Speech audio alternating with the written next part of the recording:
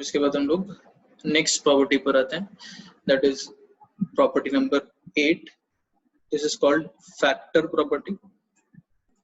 If elements of a determinant are function of x and value of determinant becomes 0 at x equals to a, then x minus a is a factor of determinant. Again इसको एक example से समझते हैं. जैसे हमको एक determinant ये given है एंड हमको इसकी वैल्यू फाइंड करनी है. डिटर्मिनेंट ऐसे गिवन है 1 1 1 a b c a square b square c square. तो हमने क्या किया, हमने अज्यूम कर लिया let the determinant be equal to k times a minus b, b minus c, c minus a.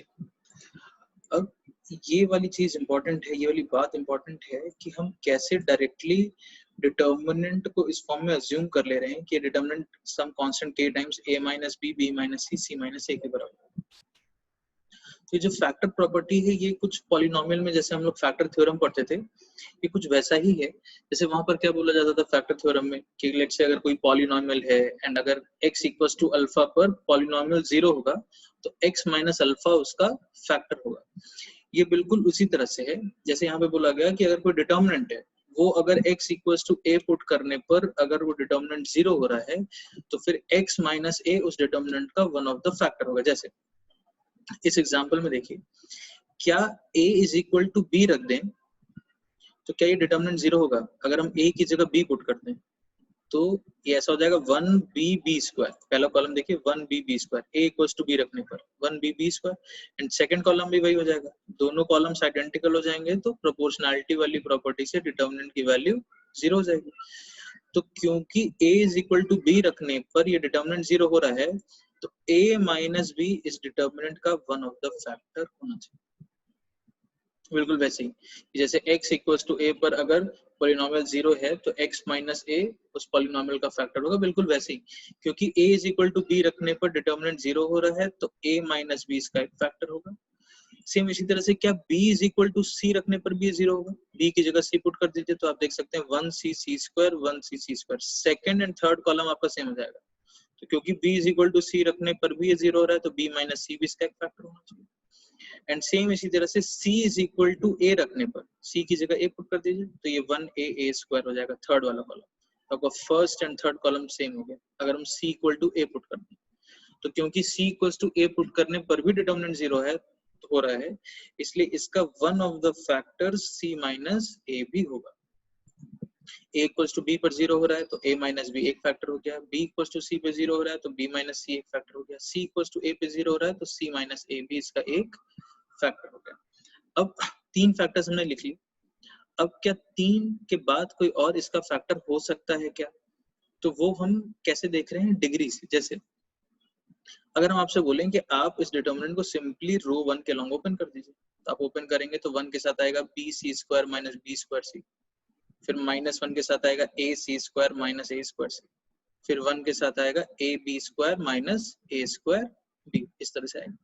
तो जितने भी टर्म्स बन रहे हैं a b स्क्वायर b या b c square c a square c square a, जितने भी terms हैं आप देख सकते हैं ओवरऑल 3 डिग्री टर्म्स है. यानी मतलब ये पूरा डिटर्मिनेंट एक्सपैंड करने पर ओवरऑल एक 3 डिग्री के फॉर्म में आएगा, 3 डिग्री टर्म्स के फॉर्म में आएगा. तो जब अपने तीन फैक्टर्स ऑलरेडी लिख दिए तो a minus b, b minus c, c minus a इसको भी ओपन करेंगे तो ये ओवरऑल 3 डिग्री का बनेगा. अब अगर हम सोचेंगे यहाँ पर कोई एक और फैक्टर आ जाए a b c के टर्म्स में हम एक और कोई फैक्टर लिख देंगे तो अब अगर हम इसको ओपन करेंगे RHS में अगर हमको लगता है कि इन तीन के अलावा एक और फैक्टर है तो a b c के टर्म्स में होगा. तो मान लीजिए अगर हम एक और फैक्टर यहाँ पर लिख दें, चौथा फैक्टर लिखते हैं और अब हम आपसे बोलें कि आप इस RHS को ओपन करिए तो इसमें ये 4 डिग्री का टर्म बनने लगेगा a b c में. तो इसका मतलब ऐसा पॉसिबल नहीं है क्योंकि RHS आपका जो LHS आपका है डिटर्मिनेंट ये तो आपका 3 डिग्री टर्म. तो ऑब्वियसली जो RHS होगा ये भी 3 डिग्री ही रहना चाहिए, 4 डिग्री नहीं हो सकता. यानी कि RHS में इस तीन के अलावा और कोई चौथा फैक्टर पॉसिबल नहीं है.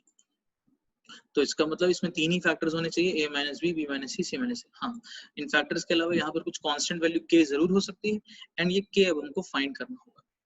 अब k फाइंड करने के लिए भी यहाँ पर एक बहुत इंटरेस्टिंग तरीका है जो हम लोग बहुत सारे क्वेश्चंस में यूज करेंगे कि जैसे हमको k फाइंड करना है तो क्योंकि ये जो एक्सप्रेशन लिखा गया, ये जो इक्वेशन लिखी गई, ये तो एक आइडेंटिटी है. आइडेंटिटी हम लोग समझते हैं भाई, अगर हम इस डिटर्मिनेंट को ओपन करेंगे तो ऑब्वियसली इस डिटर्मिनेंट को ओपन करने पर यही एक्सप्रेशन आना चाहिए, some k times some constant times a minus b b minus c c minus a, तो ऑब्वियसली LHS RHS इक्वल होना चाहिए। फिर चाहे यहाँ पर ABC की कुछ भी वैल्यू, ये तो हमेशा होल्ड करेगा, तो क्यों ना ABC की कोई फिक्स्ड कांस्टेंट वैल्यू पुट कर दी जाए। तो हमने क्या किया, A को 0, B को 1 और C को 2 पुट कर दिया। तो जैसे ही A को 0 और B को 1 और C को आप 2 पुट करेंगे, आपका डिटर्मिनेंट ऐसा दिखने लगेगा। और आपका जो RHS वाला पार्ट है वो कुछ ऐसा हो जाएगा, k 0 -1 1 -2 2 -0। अब आप इस डिटर्मिनेंट को, ये तो सिंपल डिटर्मिनेंट हो गया, इसको आप सिंपली ओपन कर दीजिए फर्स्ट कॉलम के लिए। तो जैसे आप ओपन करेंगे तो इसकी वैल्यू आप देख सकते हैं 1 के साथ 4 -2 2 आ जाएगी, और इधर k के साथ भी आ जाएगा 2, तो 2 इक्वल्स टू k × 2, मतलब k की वैल्यू आ गई 1, k की वैल्यू 1 आ गई, तो डिटर्मिनेंट हो गया k तो 1 आ गया, डिटर्मिनेंट हो गया simply 1 times a - b b - c c - a। कि हमको ये वाली बात सी होगी कि कैसे फाइंड कर रहे हैं। इसी तरीके एक और एग्जांपल देखते हैं, फैक्टर थ्योरम पर बेस्ड नहीं, केवल कांस्टेंट वैल्यू वाली बात पर, कि जैसे ये एक डिटर्मिनेंट गिवन है b² + c² a² then b² c² + a² and b² c² a² + b², और हमको दिया है कि ये डिटर्मिनेंट सम lambda times a² b² c² के बराबर है, और हमको लैम्डा फाइंड करना है।